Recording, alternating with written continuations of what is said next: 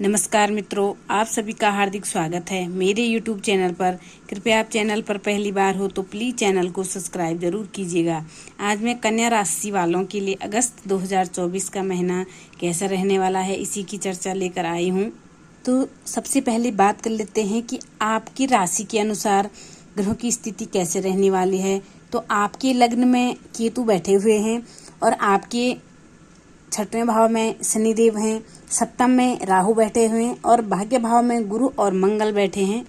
चंद्रमा आपके दसम भाव में गोचर करेंगे, सूर्य आपके एकादश भाव में और आपके जो द्वादश भाव है उसमें शुक्र और बुध की युति रहेगी और 26 अगस्त को बुध का राशि परिवर्तन हो जाएगा। स्क्रीन पर ये आपकी राशि का चार्ट है और आप देख सकते हैं कि कौन सा ग्रह आपकी किस भाव में गोचर कर रहा है। अब सबसे पहले बात कर लेते हैं आपके स्वास्थ्य की। महीने में कन्या राशि का स्वास्थ्य कैसा दिखाई दे रहा है।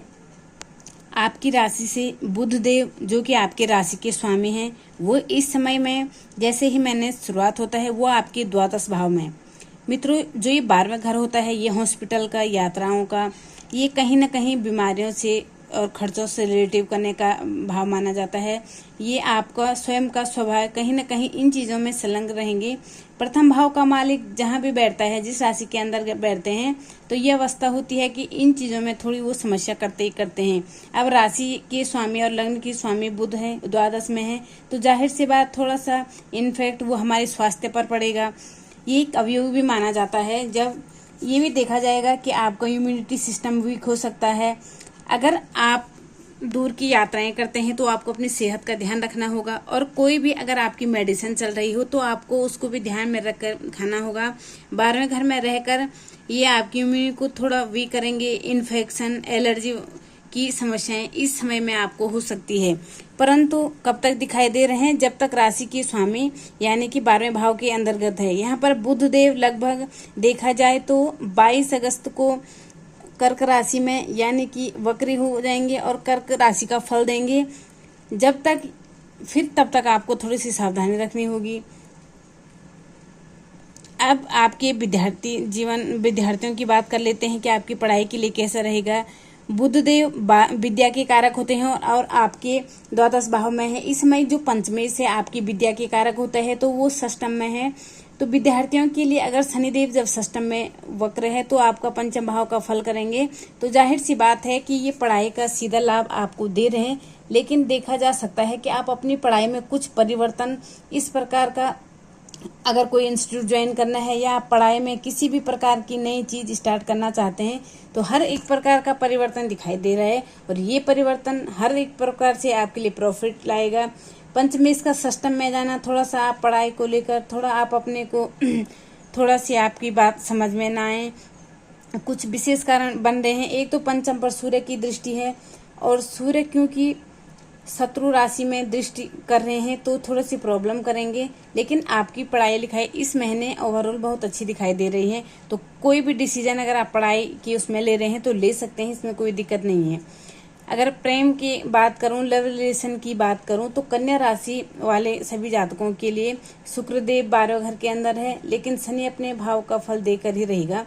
अब ऐसी स्थिति में क्या देखा जा सकता है, 24 अगस्त के बाद प्रेम की जो स्थिति है, अगर बहुत लंबे समय से आपकी प्रेम में दिक्कत परेशानी चल रही थी, पार्टनर के बीच में और आपके बीच में दूरियां हो गई है, तो 24 अगस्त के बाद ज्यादा संभावना है कि वो आपके संबंध में, आपके साथ में कांटेक्ट बढ़ा लें और आपकी बातचीत चले जाए।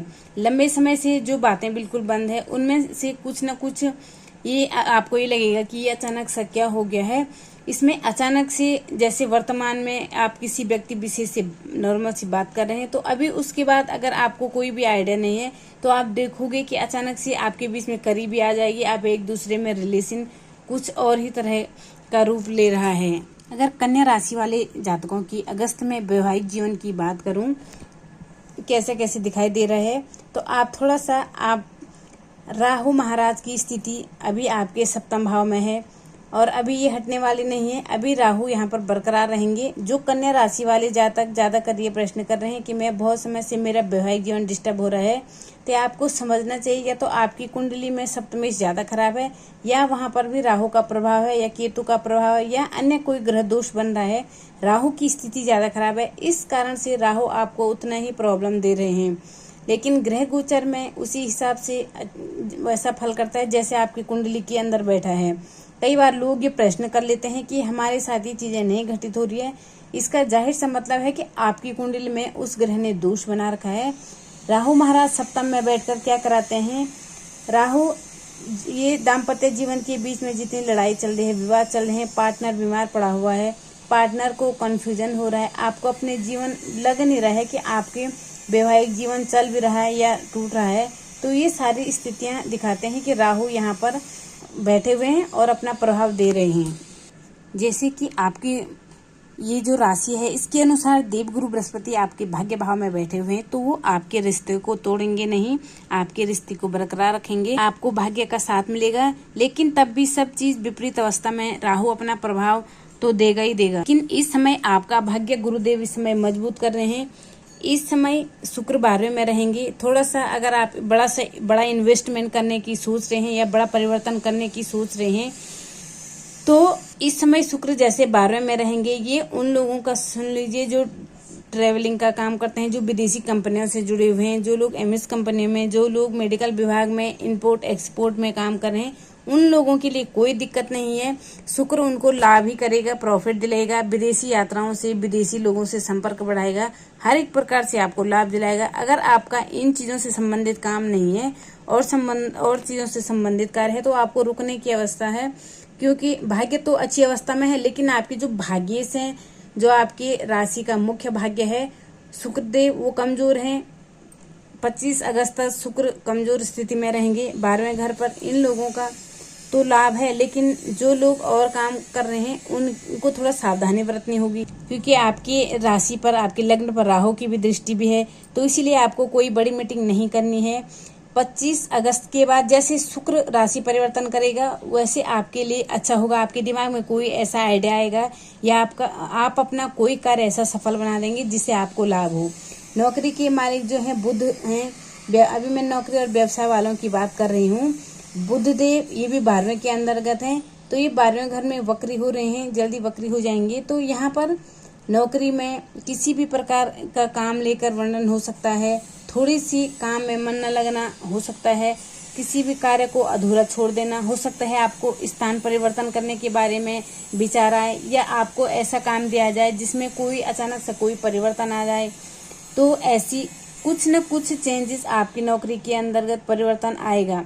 अगर नौकरी में भी नहीं तो आपकी जो वर्क प्लेस पर कोई व्यक्ति उसका अचानक कोई मूड परिवर्तन हो जाए, आपके प्रति कोई आइडिया चेंज हो जाए, आपके प्रति विचारधारा चेंज हो जाए, कई तरह के काम देना प्रारंभ कर देगा। यानी कुछ न कुछ आप अपनी नौकरी में इस तरह भ्रमित रहोगे। ये समय आप थोड़ा भ्रमित रहने वाला है। इस समय जब तक आपके बुधदेव लगभग महीने भर तक मानकर चलिए कि जब तक ये 12वें घर के अंतर्गत है तब तक ऐसी स्थिति आपके साथ देखने को मिलेंगे। जब आपकी राशि पर आ जाएंगे तब आपके लिए अच्छा है। काम को लेकर यात्राएं होगी, काम को लेकर चिंताएं हो सकती है, काम को लेकर मन न लगना ये भी हो सकता है। 22 अगस्त के बाद जैसे ही शुक्र राशि परिवर्तन करेंगे तो ये आपके नौकरी में अचीवमेंट मिल सकते हैं। नई नौकरी की प्राप्ति के भी अवसर आपको मिलेंगे। आपके इंक्रीमेंट्स मिलना, आपके रुके हुए जो धन की कामना है वो आपको वापस मिल जाना, ये चीज़ें दिखा रहा है। लेकिन 22 तारीख से पहला थोड़ा सा आपको अपनी वीकनेस पर ध्यान रखना होगा। आपको अपनी वीकनेस लोगों को शेयर नहीं करनी होगी। आपके प्रति आपके जो इर्द गिर्द लोग हैं उनका बिहेवियर परिवर्तन हो जाएगा। व्यापारिक वर्ग के लोगों के लिए राहु महाराज सप्तम में है, तो खर्चा इस महीने बढ़ रहा है। आपका खर्चे की स्थिति खूब है, क्योंकि बुध जो आपके व्यापार गतिविधियों के मालिक हैं वो द्वादश भाव में है। तो खर्च शुक्र और बुध लक्ष्मी नारायण योग है। अगर ये 12वें के अंदर बन रहा है तो खर्चा भी आपके प्रॉफिट के लिए होगा। आपका दिया हुआ धन आपको काम आएगा, आपके व्यापार को बढ़ाएगा। जो मन में शंका लेकर आपके मन में शंका ये है कि हमने खर्चा लगा रखा और बाद में हमें पछताना ना पड़े, तो 22 अगस्त से पहले थोड़ा आपको ध्यान देने की आवश्यकता है, उसके बाद नहीं। अब इस महीने कन्या राशि वाले जातकों के लिए क्या उपाय करना है। आपको बुद्ध के बीज मंत्रों का वो करना होगा, जाप करना होगा, और गणेश जी को हर बुधवार को दूर्वा सजाना होगा। साथ ही मैं आपको बता दूं कि राहु है, आपको बगलामुखी की पूजा करनी होगी, जिससे माता बगलामुखी की कृपा आप पर बनी रहेगी।